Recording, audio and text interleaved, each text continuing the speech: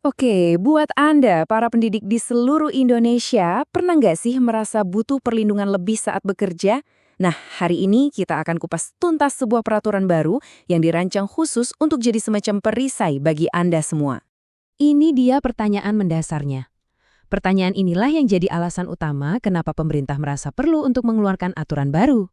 Yuk kita lihat gimana aturan ini mencoba menjawab tantangan tersebut. Tujuan utamanya, seperti yang bisa kita lihat di sini, sebenarnya sederhana banget, memberikan rasa aman dan nyaman.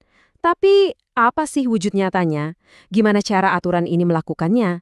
Nah, ini yang akan kita bedah lebih dalam. Oke, kita sebut ini perisai baru. Tapi pertanyaannya, siapa aja sih yang dapat perlindungan dari perisai ini? Jawabannya, mungkin lebih luas dari yang Anda bayangkan. Wah, ternyata cakupannya luas banget ya. Jadi ini bukan cuma untuk guru loh, tapi untuk semua tenaga kependidikan. Mulai dari pustakawan, teknisi lab, staf administrasi, bahkan sampai petugas keamanan sekolah. Intinya, setiap peran di sekolah itu penting dan sekarang semuanya dilindungi. Nah, kalau perisai tali punya fondasi, ada 4 pilar utama yang menyangganya. 4 pilar inilah yang jadi inti dari perlindungan yang ditawarkan. Apa aja itu? Yuk kita lihat. Ini dia nih keempat pilarnya. Yang perlu kita garis bawahi, perlindungan ini bukan cuma soal keamanan fisik dari kekerasan. Jauh lebih dari itu. Ini mencakup hak-hak hukum Anda, status profesi Anda, kesehatan Anda, bahkan sampai karya-karya kreatif yang Anda hasilkan. Lengkap banget kan? Oke, supaya perisainya efektif, kita kan harus bisa mengenali dulu apa yang jadi ancaman. Nah, bagusnya peraturan ini menjelaskan dengan sangat spesifik perilaku apa saja yang dianggap tidak bisa ditoleransi. Yuk, kita bahas satu-satu. Pertama, kekerasan psikis. Ini krusial banget karena seringkali lukanya nggak kelihatan, tapi dampaknya bisa sangat dalam. Definisi yang jelas seperti ini penting supaya kita tahu mana batasannya. Nah, ini contoh-contohnya biar lebih kebayang. Mulai dari disebarin rumor yang nggak benar, diisolasi sama rekan kerja, sampai dipermalukan di depan umum. Semua tindakan ini sekarang ada payung hukumnya yang jelas. Selain kekerasan psikis, peraturan ini juga sangat tegas soal diskriminasi di tempat kerja. Ini benar-benar sebuah langkah maju untuk menciptakan lingkungan kerja yang lebih adil dan setara.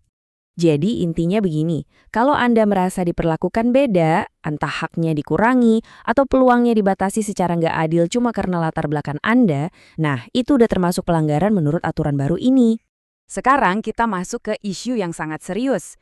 Dan yang menarik, peraturan ini membahasnya dengan sangat-sangat detail, bahkan salah satu yang paling rinci di Indonesia. Lihat deh rinciannya, dari ucapan atau lelucon yang nggak pantas, tatapan yang melecehkan, sampai sentuhan fisik yang tidak diinginkan, semuanya dijabarkan dengan jelas. Ini penting banget karena nggak ada lagi area abu-abu, batasannya jadi sangat tegas. Oke, kita udah tahu hak-haknya apa saja. Pertanyaan berikutnya, terus gimana kalau hak itu dilanggar? Apa yang harus kita lakukan? Nah, untungnya alur untuk minta bantuannya juga sudah disiapkan. Kenalan dulu yuk sama garda terdepannya. Namanya Satuan Tugas Perlindungan, atau kita sebut aja Satgas. Merekalah yang akan jadi titik kontak pertama Anda ketika butuh bantuan. Prosesnya gimana? Cukup jelas?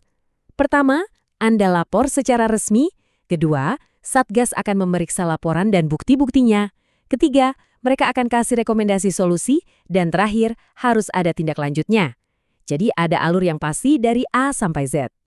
Nah, ini pasti jadi pertanyaan banyak orang, gimana kalau laporan saya cuma didiamkan atau prosesnya lama?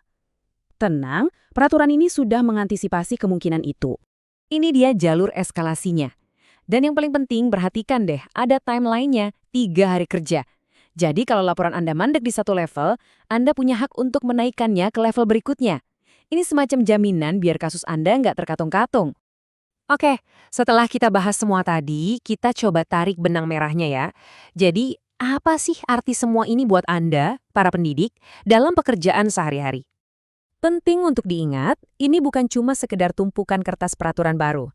Anggap ini sebagai sebuah alat, tool baru, yang benar-benar bisa Anda gunakan untuk memperjuangkan hak Anda mendapatkan tempat kerja yang aman dan bermartabat. Dan yang membuat ini semua jadi lebih nyata dan bukan cuma wacana adalah angka ini. Yap, 18 bulan. Ini bukan janji kosong. Pemerintah daerah, kementerian, sampai organisasi profesi diberi tenggat waktu yang jelas untuk membentuk Satgas Perlindungan ini. Jadi, ada kepastian waktu kapan sistem ini harus siap. Dan ini juga poin penting. Peraturan ini bukan sekedar revisi atau tambal sulam aturan lama dari tahun 2017. Bukan. Ini menggantikannya secara total. Artinya, ada peningkatan standar perlindungan yang sangat signifikan. Jadi, pertanyaan besarnya sekarang, apakah perisai baru ini bahkan cukup kuat? Kerangka hukumnya sudah ada dan bisa dibilang sangat kokoh. Tapi, efektivitasnya pada akhirnya akan sangat bergantung pada seberapa baik ini diimplementasikan di lapangan dan tentu saja seberapa berani para pendidik untuk menggunakan haknya.